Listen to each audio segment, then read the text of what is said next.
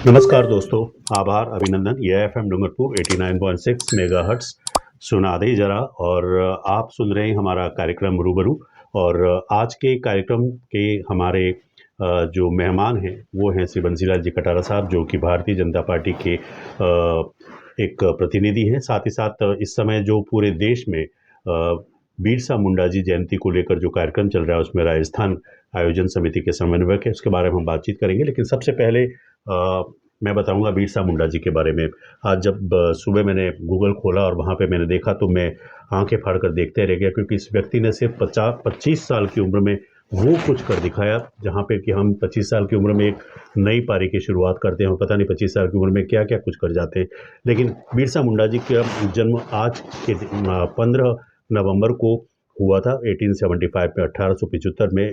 और उनका निधन हुआ था 9 जून 1900, यानी कि सिर्फ 25 साल के छोटे से अंतराल में बिरसा मुंडा जी ने वो कर दिखाया। उसके पहले शायद जहाँ तक मुझे याद है हेमू कलानी, जिन्होंने कि 20 साल की उम्र में वो शहीद हो गए थे स्वतंत्रता सेनानी के टाइम में। तो बिरसा मुंडा जी जो इस समय झारखंड कहा जाता है वहाँ पर, और उनको भगवान मुंडा नाम इसलिए रखा गया क्योंकि उस समय जो जनजाति वहाँ पे रहती थी झारखंड और छत्तीसगढ़ और बिहार के आसपास, वहाँ कहीं न कहीं लोगों का ये मानना था कि ये जो बीमारियाँ आती हैं, तमाम जो चीज़ें होती हैं, वो ईश्वर प्रकोप से या भगवान के प्रकोप से होती है। लेकिन बिरसा मुंडा जी ने एक नए अध्याय की शुरुआत की और उन्होंने कहा कि उन्होंने सबसे पहले तो वैष्णव धर्म को स्वीकार किया और फिर उन्होंने कहा कि ये ईश्वर के दुष्प्रभाव से नहीं होते, ईश्वर के से नहीं होते हैं, ईश्वर तो और आपको सहायता करता है। और उसके बाद बिरसा मुंडा जी के साथ एक बहुत ही लंबी फहरिस्त उनके साथ जुड़ी।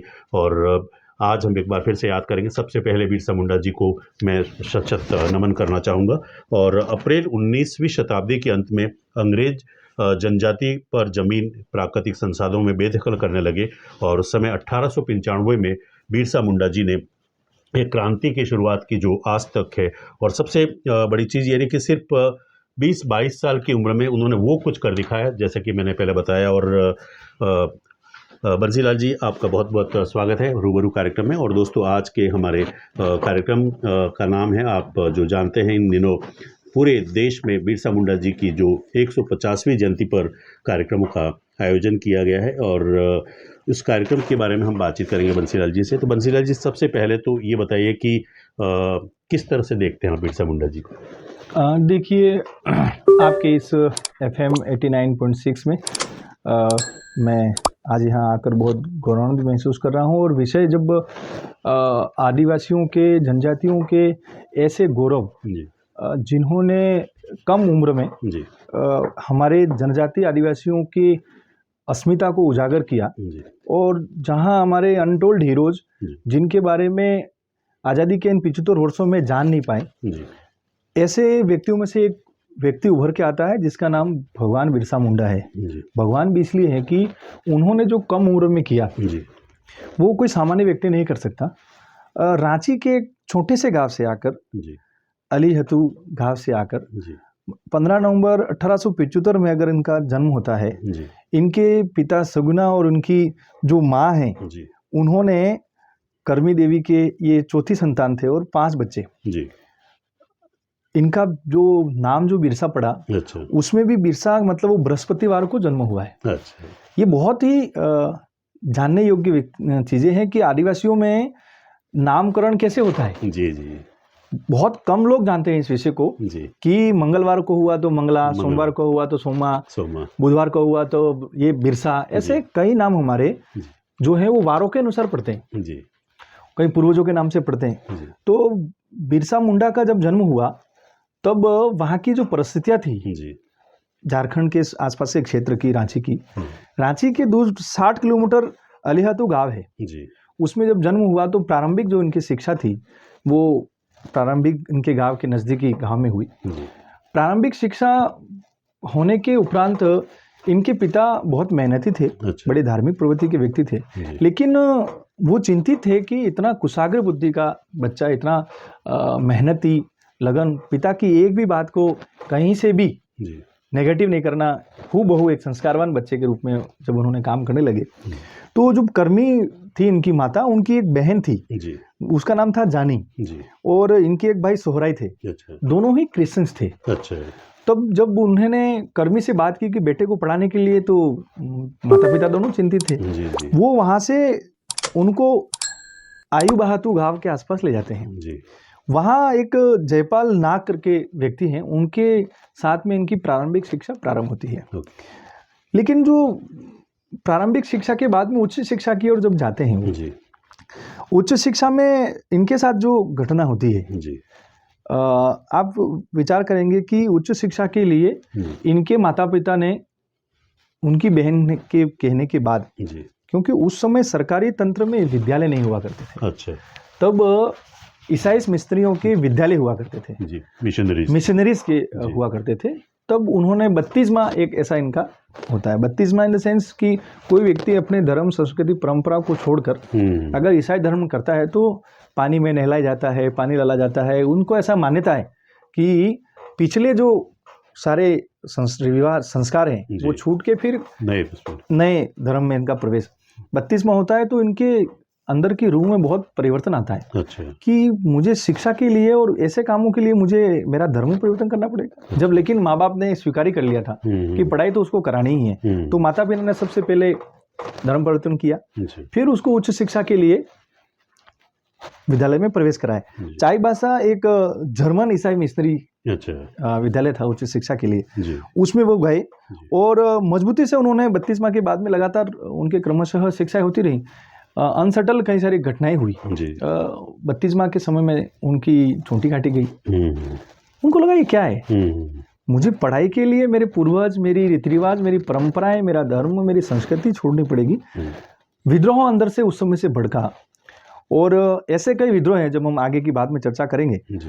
लेकिन एक छोटी सी उम्र में भगवान बिरसा मुंडा के इस 15 नवंबर के दिन को जनजातीय गौरव के रूप में जानना, यह हम सब आदिवासियों के लिए, जनजातियों के लिए गौरव की बात है। भगवान बिरसा मुंडा तो एक व्यक्तित्व है, इनके पीछे अनटोल्ड ऐसे कई हजारों हमारे ऐसे जनजातीय वीर पुरुष हैं जिनको कहीं न कहीं इतिहास में जगह नहीं मिली। ये एक प्रारंभ है, एक ये शुरुआत है भगवान बिरसा मुंडा के बारे में कि इन्होंने कम उम्र में धरती के लिए, जल जंगल जमीन के लिए, अपनी अस्मिता के लिए, अपनी पहचान के लिए, जो अंग्रेजों के साथ उनकी वैचारिक भिन्नता थी वो उजागर करती है और उनके संघर्ष के उस कालखंड को भी बताती है कि व्यक्ति ने किस तरह से कालखंड परिस्थितियों में सामना करते हुए एक बड़े समूह को, मुंडा जनजाति से आते हैं वो, ऐसे मुंडाओं की जनजाति में एक श्रेष्ठ व्यक्ति बनकर उभरे और कम उम्र में वो शहीद हुए। यूं कहिए उनको जहर देकर मारा गया। 25 साल की उम्र में, महज 25 साल की उम्र में। तो इनका छोटा सा इतिहास हम सब आदिवासियों को, हम सब भारतवासियों को प्रेरित करता है, गौरवान्वित महसूस करता है। जी।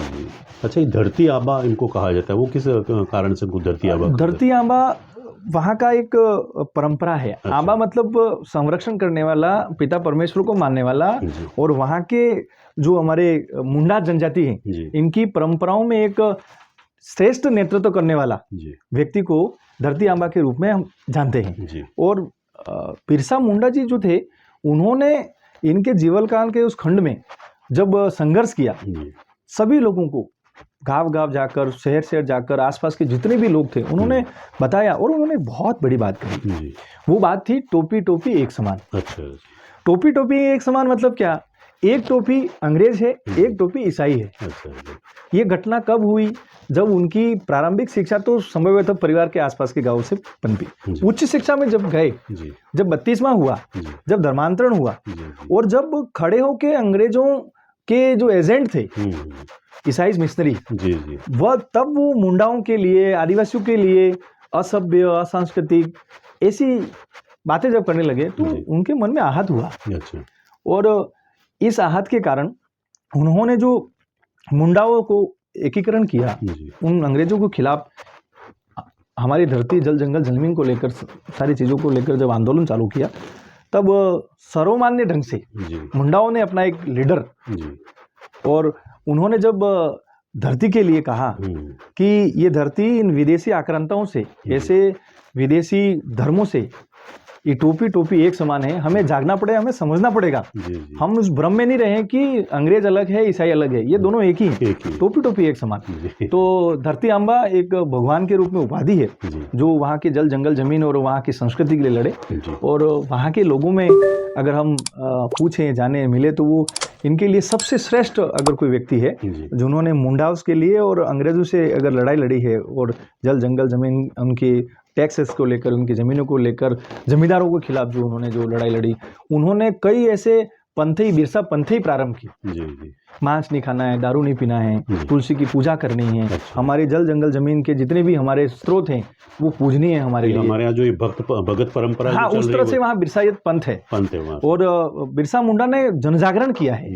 वो आज़ादी की लड़ाई के अग्रिम पंक्ति में खड़े हैं, लेकिन इसके साथ में सामाजिक, धार्मिक, आर्थिक कई सारे ऐसे उन्होंने उपदेश दिए, लोगों को एकत्र किया। बिरसा मुंडा की उपस्थिति मतलब मुंडाओं का वो एक नेतृत्व जो खड़ा होने पर सारे समाधानों को एक तरफ करके, समाज को एकत्र करके अंग्रेजों के खिलाफ हमारी अस्मिता को लेकर एक लंबा कालखंड में उन्होंने लड़ाई लड़ी। अब थोड़ा सा मैं आपको पीछे की तरफ ले जाऊंगा। पीछे की मतलब रामायण काल की अगर हम बात करें तो भगवान श्री राम ने जब वनवास हुआ तो सबसे पहले वो जो ठहरे निषाद के वहाँ पे, उसके बाद केवट मिले। उसी तरह से महाराणा प्रताप के बारे में हम सब जानते हैं कि किस तरह से जनजाति वर्ग ने कितना हेल्प किया। और तकरीबन जब से देश आज़ाद हुआ और जब से चुनाव हुआ, उसके बाद कई जनजाति के जो प्रतिनिधि हैं वो दिल्ली में बैठे होंगे, अपनी अपनी राजधानी में बैठे होंगे। लेकिन इसके बावजूद मैंने ये देखा कि जनजाति की जो क्रांतिकारी हैं उनको पहचान इतनी देर से क्यों मिली? क्योंकि अगर आप देखा जाए तो पहले हमारे मानगढ़ धाम की बात करें, या मध्य प्रदेश में टाटिया की बात करें, या मुंडा जी की बात करें, या फिर हमारे लूसाड़िया धाम की बात करें, या गुजरात के विजयनगर के पास, जिसके बारे में आप चर्चा करेंगे थोड़ी देर बाद, इतनी देर क्यों लगी जनजाति के क्रांतिकारियों को देश के पटल पर लाने के लिए? देखिए, ये बहुत गंभीर सवाल है, और मुझे लगता है कि मैं पहली बार कहीं इस तरह से सवाल से सामना कर रहा हूँ। मुझे बहुत अच्छा लगा। ये सवाल हर स्तर पे उठना चाहिए कि क्या कारण है कि आज़ादी की इस अमृत कालखंड में आदिवासी के गुमनाम नायक, जिन्होंने अपना सब कुछ सर्वस्व त्याग कर इस राष्ट्र, इस धरती और यहाँ के अस्मिता के बारे में जब लड़ाई लड़ी, तो ऐसा क्या कारण था जिसकी वजह से लोग ऐसा कहते हैं कि आज़ादी की जो लड़ाई थी वो 1850 में शुरुआत हो चुकी थी। आप सोचकर ये हैरान होंगे कि हमारे ऐसे हीरोज हैं, तिलका मांझी 1774 के आसपास में उन्होंने लड़ाई लड़ी। ईस्ट इंडिया कंपनी के एक अधिकारी को जिंदा वध कर दिया उन्होंने, सर धड़ से अलग कर दिया। और तिलका मांझी ने जहाँ से विद्रोह प्रारंभ किया, वहाँ की एक बहुत क्रमशः श्रृंखला है।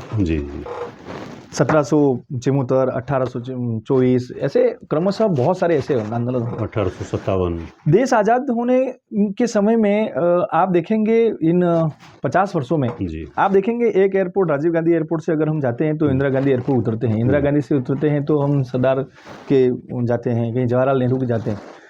यहाँ जो विचार रहा, यहाँ जो सरकार रही, इन्होंने आदिवासियों की पहचान के लिए आदिवासियों के इतिहास के बारे में लिखने की, सोचने की, समझने की, बताने की जरूरत नहीं।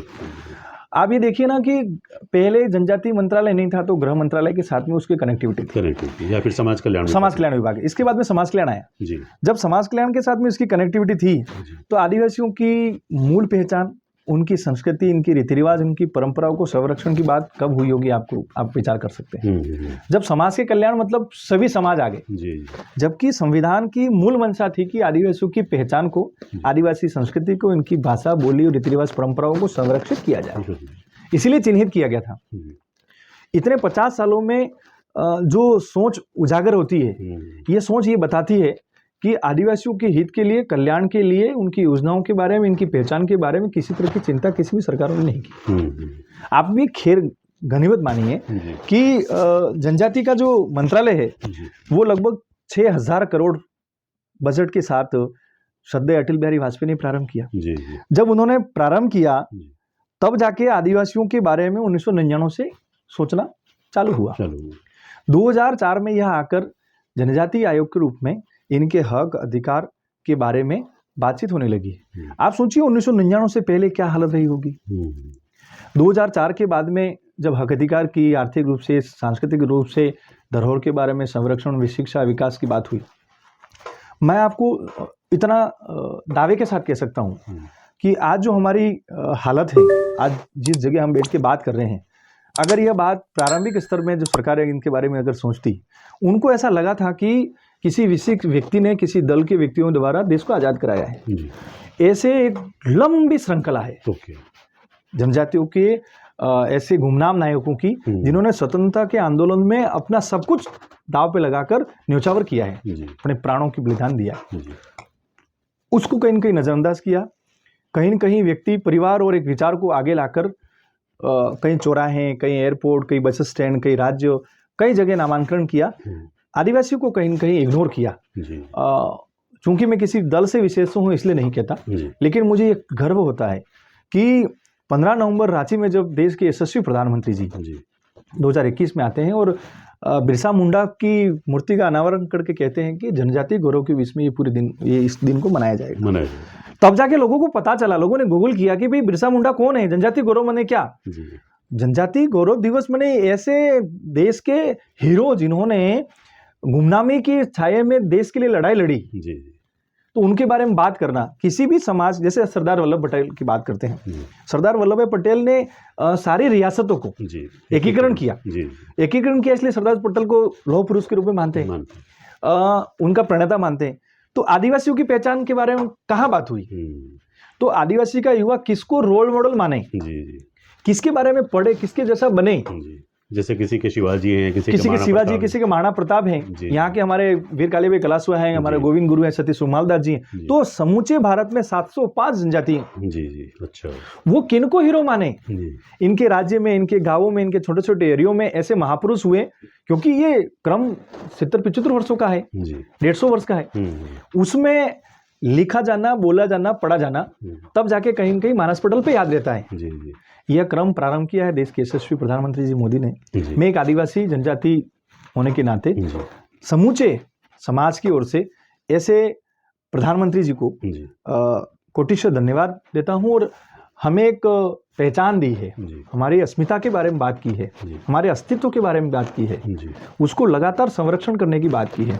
मैं एक और बात आपको ध्यान में लाना चाहूँगा। 2016 के पहले अगर आप उठा के देखेंगे, पद्म भूषण पुरस्कृत, राष्ट्रपति अवार्डेड, ये लोग कौन हुआ करते थे? किसी एक परिवार से या किसी एक परिवार के साथ में चलने वाले, सरकार के सारे द्वंद्व को, सरकार के सारे विकास विरोधी को, बात को दबाने वाले व्यक्ति को पद्म भूषण, पद्मश्री दिया जाता था। आप 2016 के बाद का उठा के देखिए, ऐसे ऐसे लोग जिनके बारे में आप और हमने सोच नहीं सकते, चल भी नहीं सकते, कपड़े पहन नहीं सकते, बोल नहीं सकते, ऐसे लोगों को राष्ट्रपति अवार्डेड किया। ये सोच जाहिर करती है कि सबका साथ, सबका विकास, सबका प्रयास, सबका सम्मान। ये जो मोदी जी का जो ध्येय वाक्य है, इसमें आदिवासी सबसे पहली पंक्ति में उजागर होता है। जी। अब ये FM डूंगरपुर 89.6 मेगाहर्ट्ज और आप सुन रहे हैं हमारा कार्यक्रम रूबरू।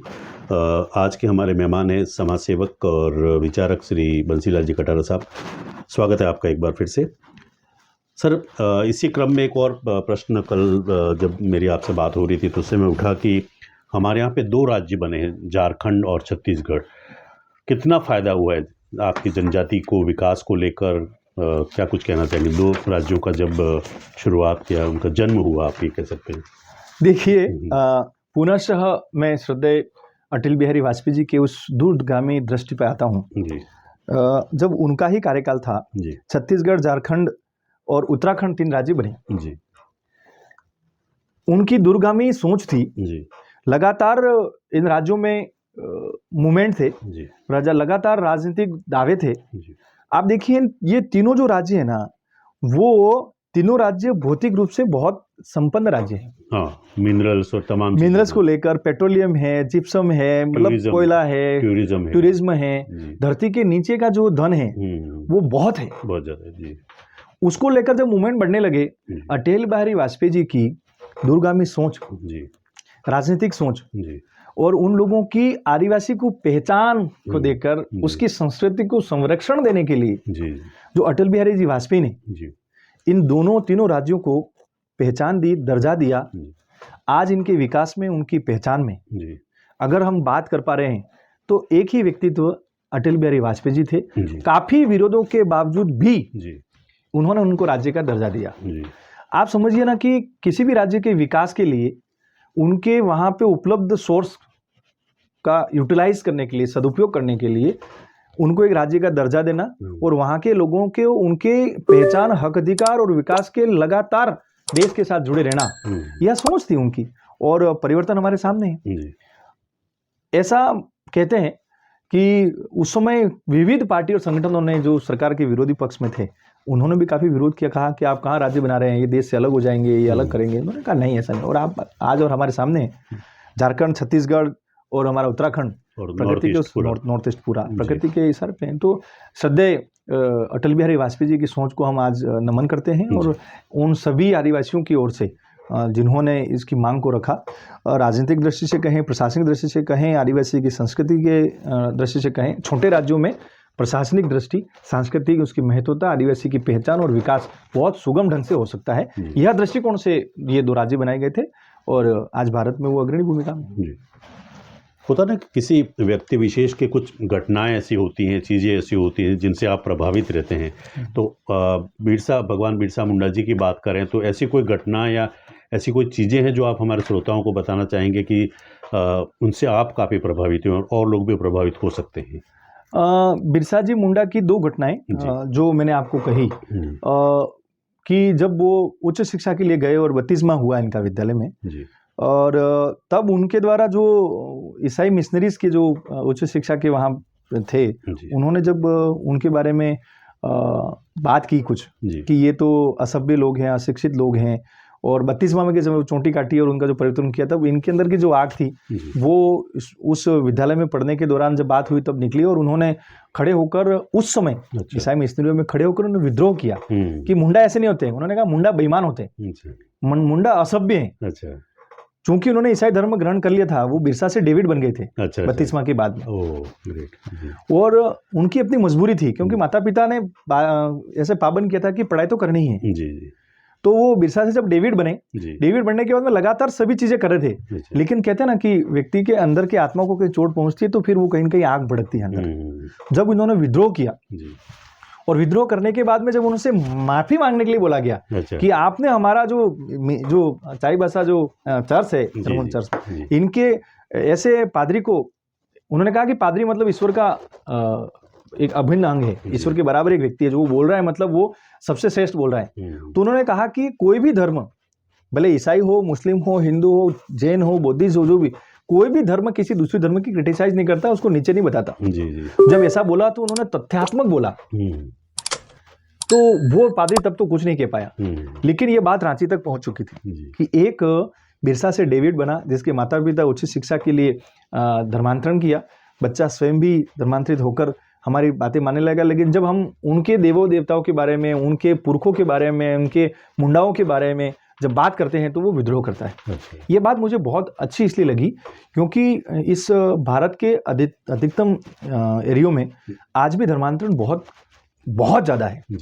और जब अंग्रेज कालखंड के अंदर जब चर्च ईसाई मिशनरीज आए, तब से लगाकर ये धर्मांतरण का खेल है वो प्रारंभ है। मुझे इसीलिए प्रेरणा हुई कि उस समय ऐसे अभाव में रहकर एक बिरसा मुंडा ने विद्रोह किया, कहा कि नहीं, आदिवासी ऐसे नहीं होते हैं, नहीं, मुंडा ऐसे नहीं होते हैं, वो बेईमान नहीं है, वो अपने जल जंगल जमीन अपने पुरखों के लिए स्वाभिमानी है, वो धर्मों का अनुसरण करते हैं, हमारा धर्म में कहीं दूसरे धर्मों की कहीं इस तरह की बुराई नहीं है, आप ऐसा कैसे कह रहे हैं। तो वो जो दौर था वो मुझे बहुत अच्छा लगा। एक 24 दिसंबर 1800 के आसपास की घटना है। उस घटना में उन्होंने बहुत एक अच्छी कुशाग्र बुद्धि कहें, राजनीति कहें, एक अच्छे संगठक कहें, उन्होंने एक योजना बनाई। जब वो उच्च शिक्षा से छोड़ चुके थे कॉलेज वगैरह, और कॉलेज छोड़ के उन्होंने दूरस्थ एरिया में जाकर 3-4 यात्राएं की, लंबी लंबी। उन यात्राओं में विविध प्रकार की धार्मिक यात्रा थी, पूरी जगन्नाथ की यात्रा थी, ऐसे यात्राओं के माध्यम से जन जागरण किया। और उन्होंने कहा कि ये टोपी टोपी एक समान है, उनसे हमको लड़ने के लिए एकजुट होना पड़ेगा। और उन्होंने इनके 60-70 युवाओं के माध्यम से उन्होंने ईसाइयों की एक जहाँ चर्च कहते हैं, जहाँ ये इनका जो त्योहार मनाते हैं, पूजा स्थल, हाँ, पूजा स्थल, क्रिसमस के एक दिन पूर्व में 24 दिसंबर को उन्होंने उन पे अटैक किया। और अटैक की खासियत ये थी कि खौफ फैलाना, ईसाइयों को ये बताना कि हम कमजोर नहीं हैं, लेकिन हम हिंसक भी नहीं हैं। एक भी व्यक्ति मरा नहीं। और उनका जो सोची समझी एक अच्छे लीडर की, योद्धा की तरह जो आक्रमण था, कामठी, धनुष, मतलब जो पारंपरिक हमारे जो साधन हैं उसके साथ एकजुट होकर मध्य रात्रि में इन पे अटैक किया।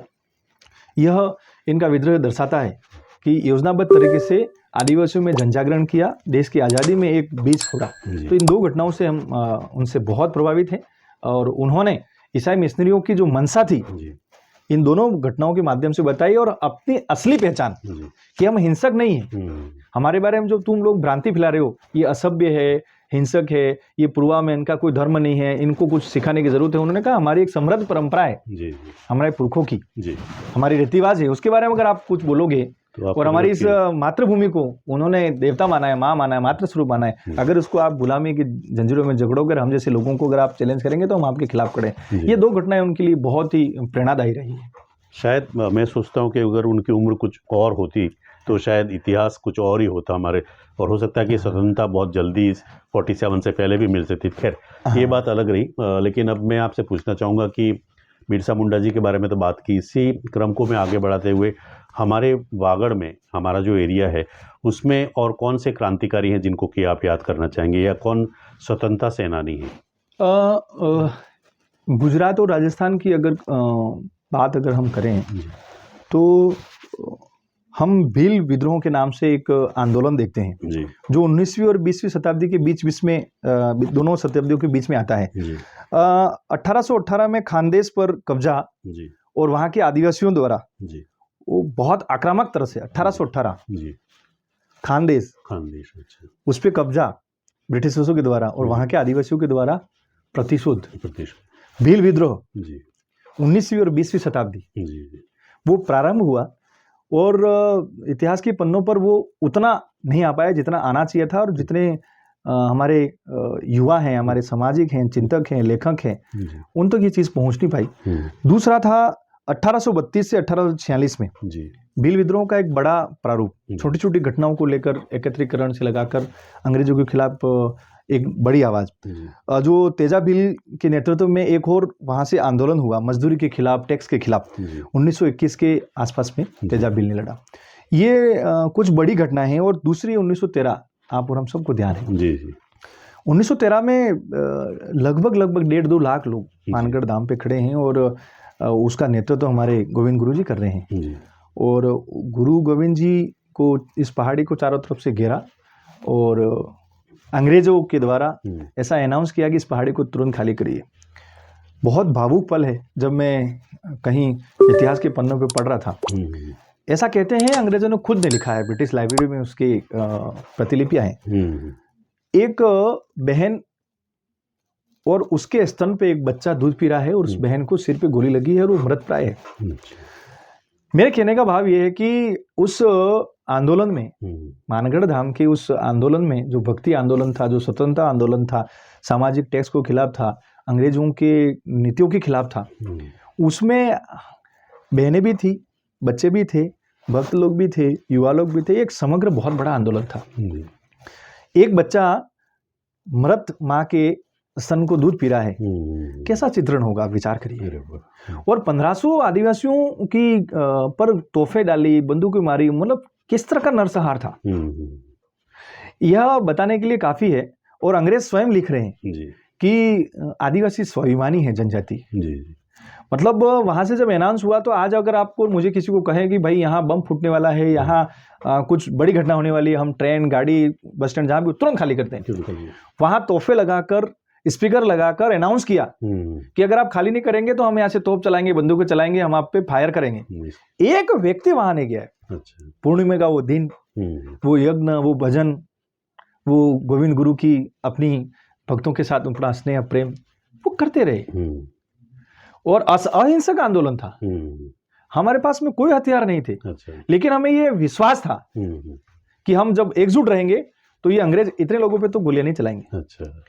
हमारा स्वाभिमान, हमारी एकता, हमारा संकल्प वही था।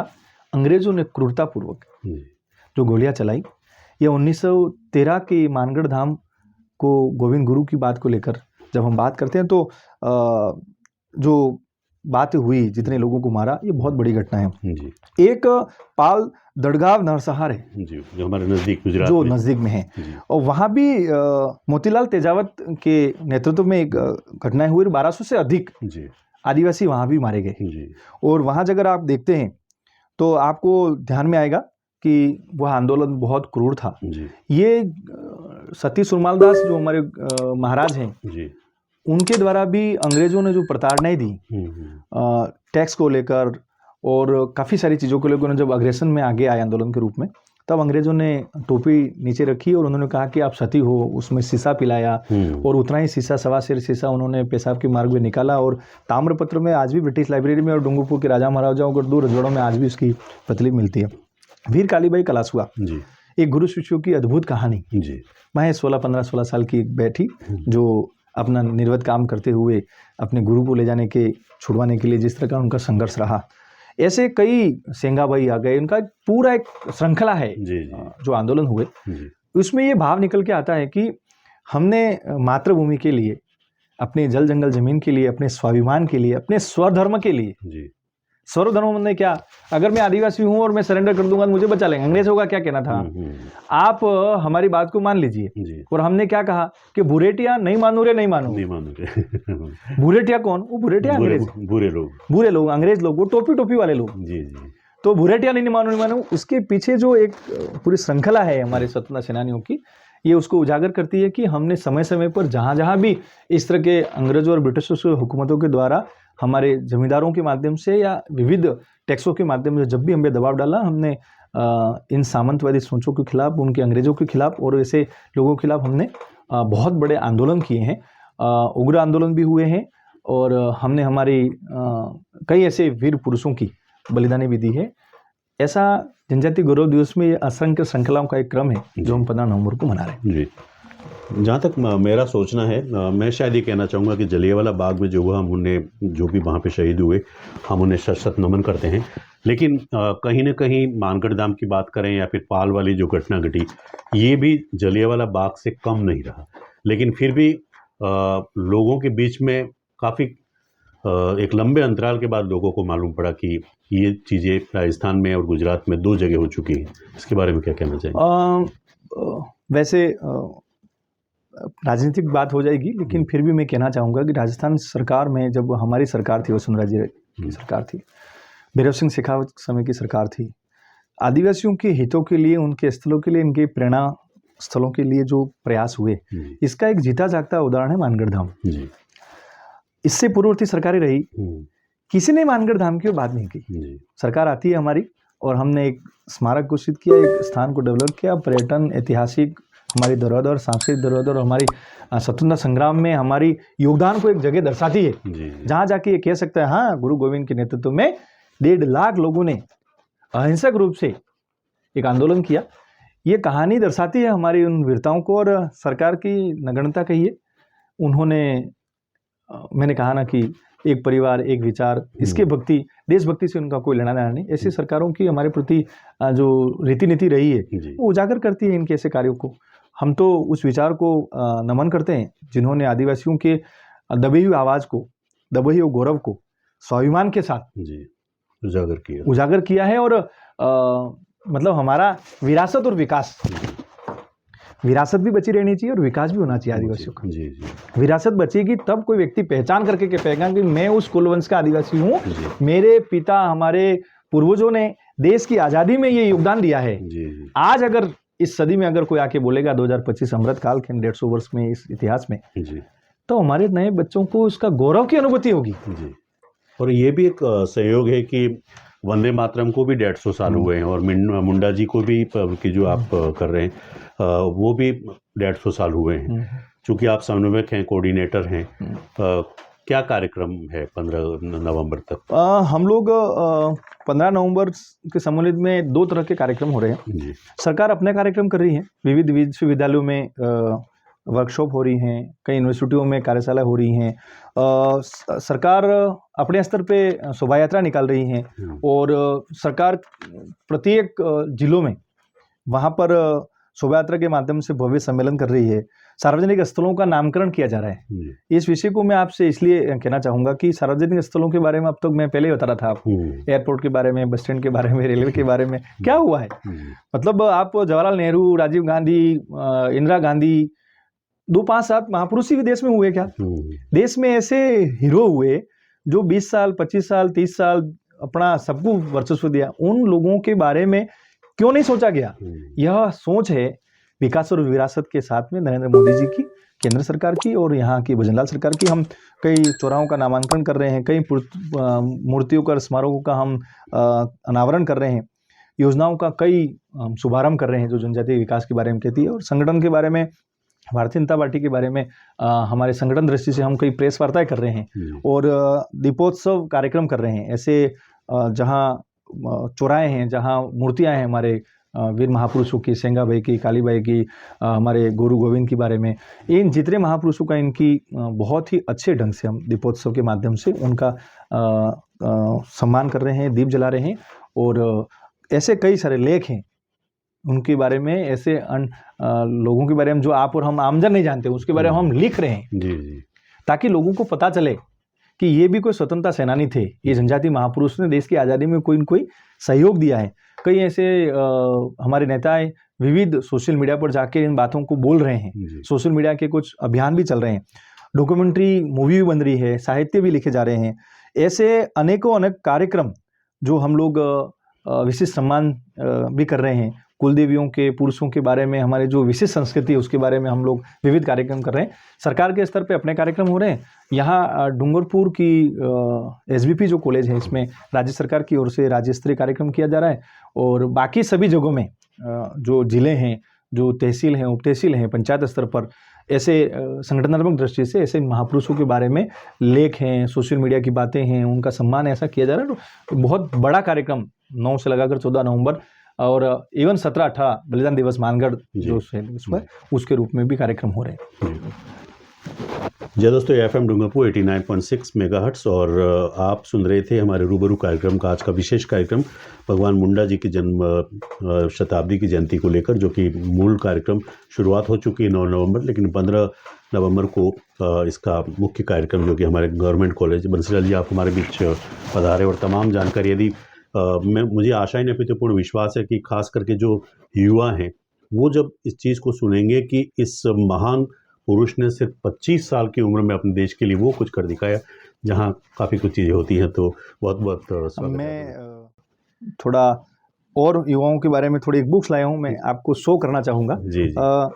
स्वतंत्रता संग्राम में जनजाति नायकों का योगदान। जी जी, अच्छा। मतलब अभी बिरसा मुंडा के बारे में बात की हमने, भील विद्रोह के बारे में बात की, तो ये गुजरात, महाराष्ट्र, मध्य प्रदेश और यहीं तक सीमित रह जाता है। जी जी। मतलब देश की राष्ट्रपति और नरेंद्र भाई मोदी ने एक जनजाति आयोग के माध्यम से एक बुक का अनावरण किया है। जी। आप सोचेंगे इसमें 80 से 90 महापुरुष आदिवासी, अच्छा, जिन्होंने देश की आज़ादी में अपना सर्वस्व त्याग दिया है। और उसके माध्यम से एक संदेश है राष्ट्रपति जी का, जो स्वयं जनजाति समाज से आती है। और मैं कुछ लोगों के बारे में, कुछ हमारे महापुरुषों के बारे में आपको इस किताब के माध्यम से बताने लाया था।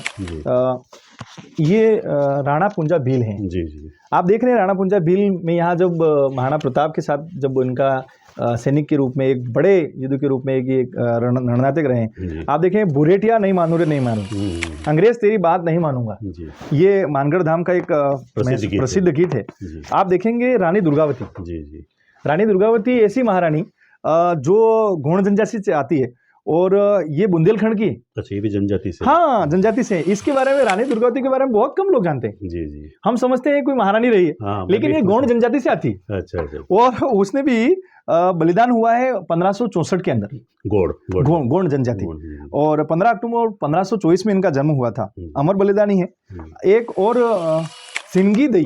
अच्छा। सिंगी दई एक और हमारी अमर बलिदानी रही है। ये भी आती हैं, उराव जनजाति से आती हैं। अच्छा। और रोहतक बिहार से आती हैं। ऐसे कई अनटोल्ड हीरो हैं। नंतराम नेगी। अच्छा। आप देखेंगे नंतराम नेगी के बारे में भी, उत्तराखंड से।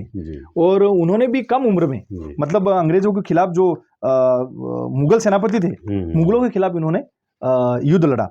ऐसे ही आते हैं तिलका मांझी। मैंने जब बात की थी, जब हम बात करते हैं कि 1850 में क्रांति भड़की जी, आप जो शुरुआत तिलका मंजनी की। जी, एक ऐसा जनजाति, एक ऐसा युवा जिन्होंने अंग्रेजों को सिर धड़ से अलग कर दिया और 1750 में जन्मे थे और बलिदान हुआ 1785 में। अच्छा, तो इतिहास से हम कितने अनभिज्ञ हैं। ऐसे कई लोग हैं, बहुत सारे पहले एक बहुत बड़ा कार्यक्रम भी हुआ था और ऐसे 60 से 70 जनजाति नायकों को देश के प्रधानमंत्री जी ने, देश की राष्ट्रपति जी ने और जनजाति NCS जनजाति आयोग ने इस किताब का विमोचन किया। तब जाके भारत के ऐसे स्थानों पर दुर्गामी में जो आए हमारे अनटोल्ड हीरोज नायक, जिनका हमें गौरव महसूस हुआ। और इसी क्रमबद्ध श्रृंखला में ये जनजाति गौरव दिवस का हमारा कार्यक्रम हो रहा है। आपने यहाँ बुलाया और बहुत ही अच्छे विषयों पर चर्चा की। मुझे गौरव की अनुभूति हुई, इसलिए जनजाति गौरव दिवस का कार्यक्रम हो रहा है। बहुत बहुत धन्यवाद। Thank you.